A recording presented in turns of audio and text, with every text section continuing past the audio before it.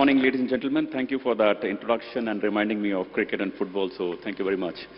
Good morning, ladies and gentlemen. Happy to see Mr. Anurag Thakur, Minister of INB and Sports, Mr. Vineet Jain, Group MD, Times Group, Mr. M.K. Anand, Times TV Network MD.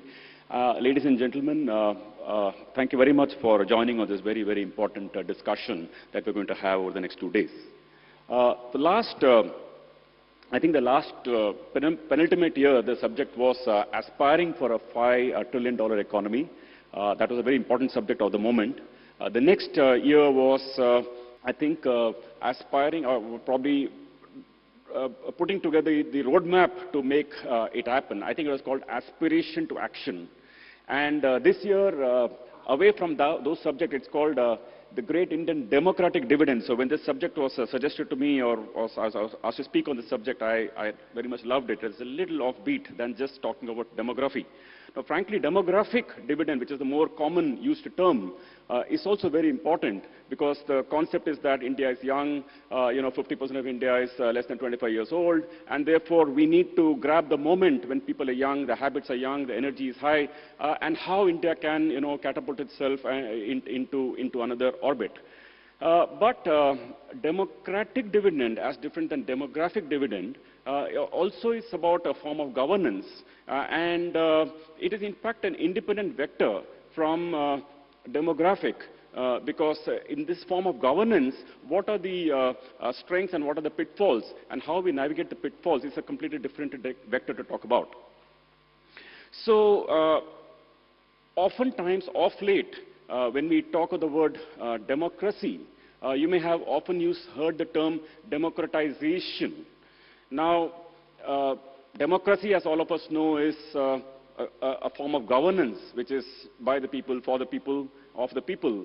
And, free and fair elections, everyone has a right to vote, a clean, transparent government, checks and controls, aspiring for growth, aspiring for welfare for people. That's like democracy. But democratization, as is common used these days, is about how services or privileges that were available to people at the top of the pyramid, how it can go down to the last mile and bottom of the pyramid, is the form that is used for democratization. That's why you'll often hear the term democratization of credit, through technology, democratization of financial services, democratization of education, and you hear those terms these days, democratization. So that's kind of context.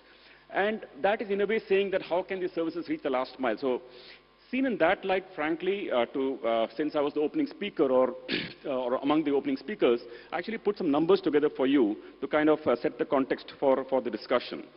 If you see the number of bank accounts in the country through Jan Dhan, we call it democratization of bank accounts or financial inclusion. 450 million accounts got opened in the last maybe 5 or 6 years, particularly in that flash opening of accounts between 2014-15 or 16. And mobile numbers got seeded into them. That's a very massive infrastructure creation done at the very grassroots level. And the impact is not just opening the accounts. In 14-15, the direct benefit transfer into these accounts, direct benefit transfer by the country into these accounts was 39,000 crores, which is practically the first year. And before that what was going on and how money reached the poor and what percentage reached the poor. In 21-22, this amount moved from 39,000 crores to, in 2014-15, to 5,73,000 crores in 21-22. Something sensational. And by the way, this 5,73,000 crore includes both the amount that is reached through direct cash into accounts, as well as reached in kind through like fertilizer, etc. Now, during this period of 14-15 to date, which is 21-22, during the cumulatively, direct benefit credit was 22 lakh crores. That is $300 billion has reached the public of the country in a direct way. And I think this is something sensational the country has achieved. The second number, which is important to note, that because of the leakage for duplicate accounts, fake accounts, and so on, ghost accounts, when proxied, basically the national savings is 2.22 lakh crores of $300 billion. What's the saving? Okay. Now, then you have this number about payments.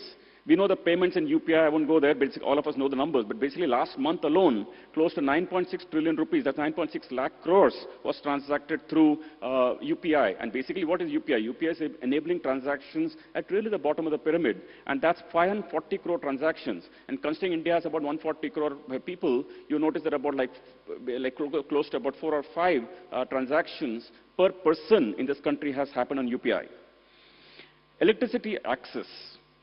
In the Saubhagya scheme, India has had electrified 28 million households in the last 6 years. 28 million households for the last 75 years after independence did not have electricity, and they've got electrified. We may not experience in this room, but I can tell you that it is really making an impact on those 28 million people. Cooking gas. The number of cooking gas connections has increased from 160 million LPG customers in 5 years ago to 291 million. That's a growth of 130 million cooking gas connections. Now, internet subscription, right now the numbers are close to about 800 million. We know the number 2 years ago was close to about 600 million. So internet connections are really growing. And by the way, therefore, this movement of e-health, e-services, e-education, e-governance, this whole thing that's happening in India is truly creating more democracy than, and is making it more democratic than any form of government ever did. Now, I want to just share with you that these numbers of roads, electrification, toilets, and so on are not just numbers that we pick from government sites or what we hear about. I want to just show you a quick presentation about something about where we went and met some villages. तो मतलब अगर साल में आपका 1-1.5 लाख का कमाई है तो मतलब महीने का 10,000 एक परिवार में, उसमें 10 लोग रहते हैं और निकल जाता है। शौचालय क्या करते हैं लोग? सर घर पे, सबके घर में हर परिवार पे एक शौचालय, हर परिवार में। ये कब से आया है? ये सर अभी पिछले साल 2013 के बाद से। 2013 के बाद से। उसके पहले लोग क्या करते थे? जंगल लेके जंगल में जाते, जंगल सच्ची में। शौचालय देखें तो उसका जो सामान वगैरह कहाँ जाता है? शौचालय का सफाई कैसे होती है? Safety tank. तो जब शौचालय बना उसके साथ में टैंक भी बनाना पड़ेगा। हमारे बैंक से आप में से कितने लोगों ने कर्जा लिया? हाथ उठाए सर वो करीब है 12 बैंक से लिया। फोटोग्राफर आपके बैंक से लिया तो दोबारा हाथ उठाइए। तो आपने कितना लोन लिया?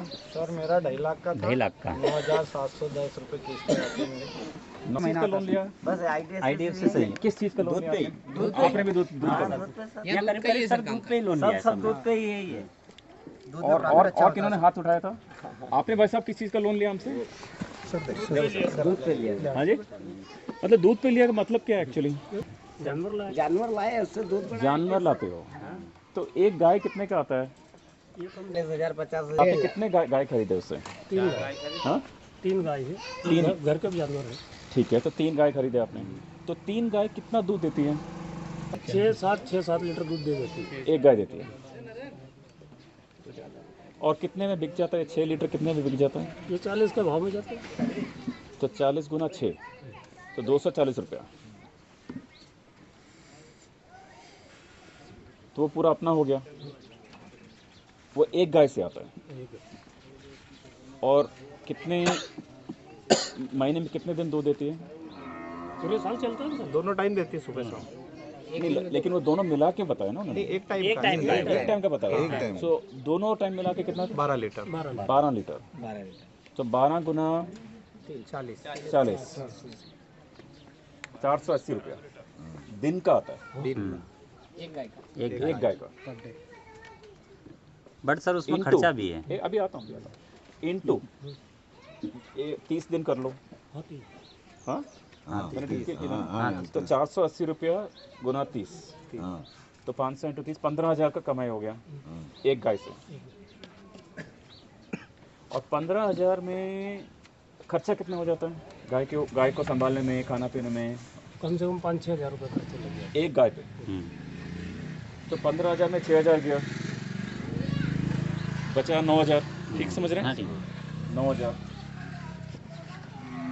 लेकिन ये तो गाय का बहुत जल्दी, अगर आपने 40,000 में गाय खरीदा और एक महीने में हमारा खर्चा काट के 9,000 बन गया, फिर तो 4-5 महीने में उसका पूरा पैसा वापस आता है। हाँ ज्यादा ना और इतना डिमांड है दूध का? हाँ है सर, डिमांड तो बहुत है। तो आप लोग सब जाके अपना दूध कहाँ देते हैं?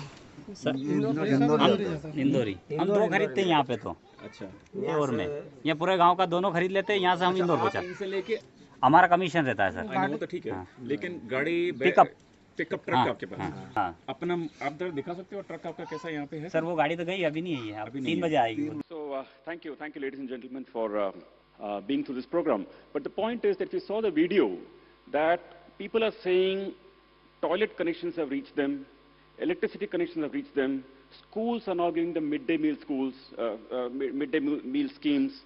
After they reach a particular class, they're getting bicycles to ride to the class. So that sort of ecosystem changes are happening.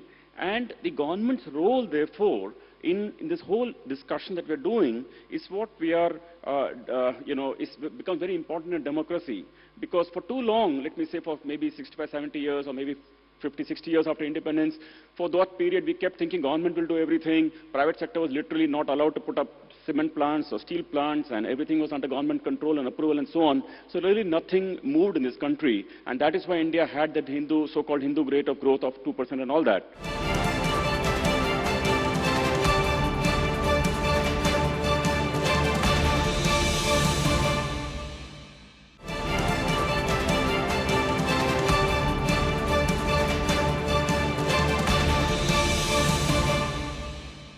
In this new way, this is being envisaged and which is being, powered by our country for the last many years, is that the government is helping creating an ecosystem of, of bank accounts, ecosystem of telephone network, ecosystem of internet.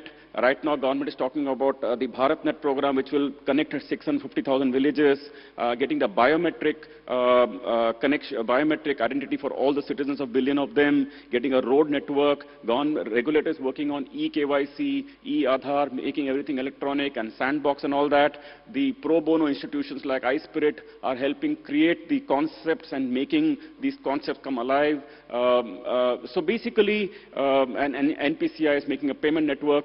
So basically, the way it has been envisaged is that the government's role is to create this ecosystem, to create a facilitative business environment, to get rules and regulations that are fair and equitable for everybody, not to encourage crony capitalism or not to have it, and make a platform which becomes the government's role and not really to run businesses. And on that platform, as you could see from that example, people like us or private sector can start going and delivering either e-services or financial services or medical services and so on.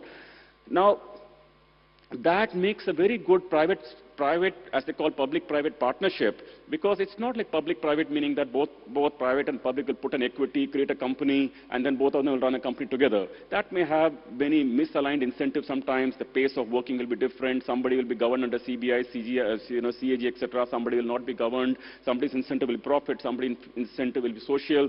Sometimes may not work. But private-public partnership, meaning that government creates a facilitative environment and creates an ecosystem through forward-looking thinking, and private sector participates on the railroad to reach services. That becomes a really fine combination of making the demographic dividend come through and reach services to the bottom of the pyramid.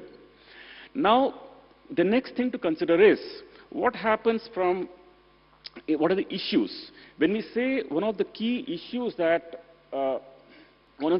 to see is that as everything is going into electronic world, you can see that the students these days are maybe if they're reaching electronically, but really if you see the life of the child who's reading off or taking a class out of a mobile phone, they at least have a smartphone. And that's, even on a smartphone, it's so difficult to even read for maybe can you really take a Teams call on this call, or take a, Zoom call on this call for more than maybe 2-3 minutes. The problem, therefore, is that some of the last mile connectivity in the country, in particular in India, has maybe 400 million of the feature phones, and that's really very difficult to reach the last mile. And therefore, as a nation, if you got to reach, get the demographic dividend going, one of the key things we have to solve for is reaching the last mile in terms of the devices and so on, and of course vernacular and other issues to deal with.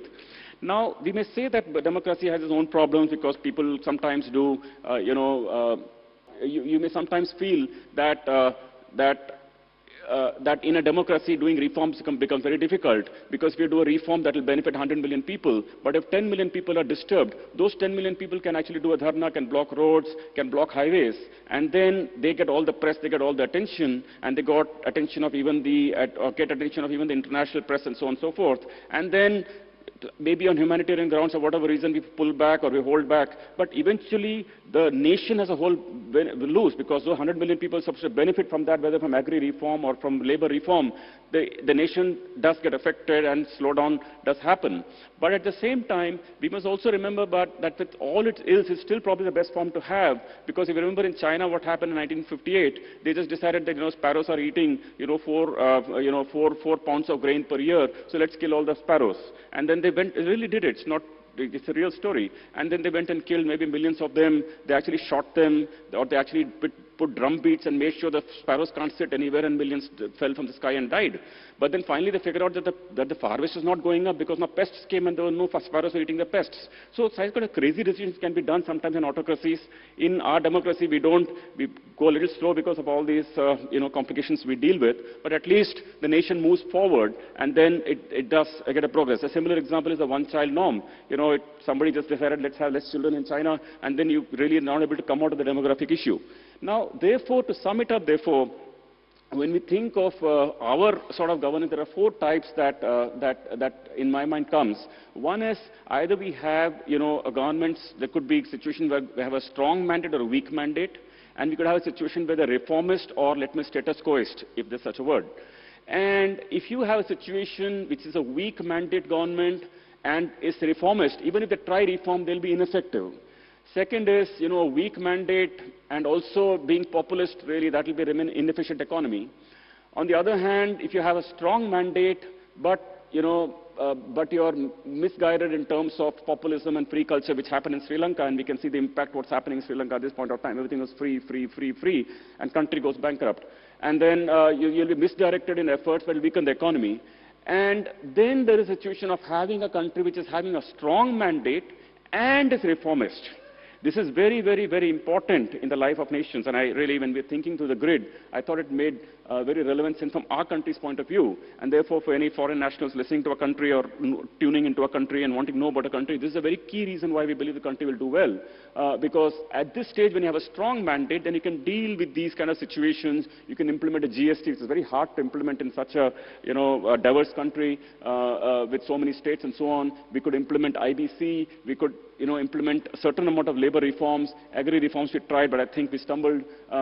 We did fuel reforms. By the way, we don't give so much subsidy on fuel. Monetary Policy Committee is a big reform. So a long list of macro reforms that have been done. Earlier I talked about micro reforms of toilet, electricity, etc. So all that can lead to a strong economy, a strong growth. A government can plan for the future, can bring e-governance. In India, e-governance is becoming a really big thing, because government is really jumping onto the e-platform to reach services directly at the bottom of the pyramid, not just, not just DBT, also in terms of smart passports and smart licenses and e-passport, e-license, etc. All these capabilities come through. So this, in India, we are fortunate that we are in, this is the magic quadrant, and this magic quadrant, India is really in this magic quadrant. And this is one very, very, very important reason why we feel that, look, we are on the right track, we are reformist, we are, pro-markets, we're pro-free markets, we want the efficiencies of government-administered companies to go away. So we are really in that quadrant, and this is one of the key reasons why we should feel really very bullish about our country with all the difficulties of democracy that we have to deal with.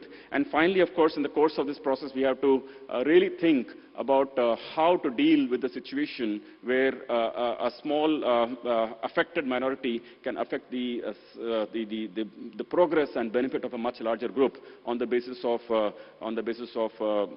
disturbing the overall ecosystem or disturbing the process. So really, thank you very much, friends. On this note, I want to say thanks to all of you. Thank you.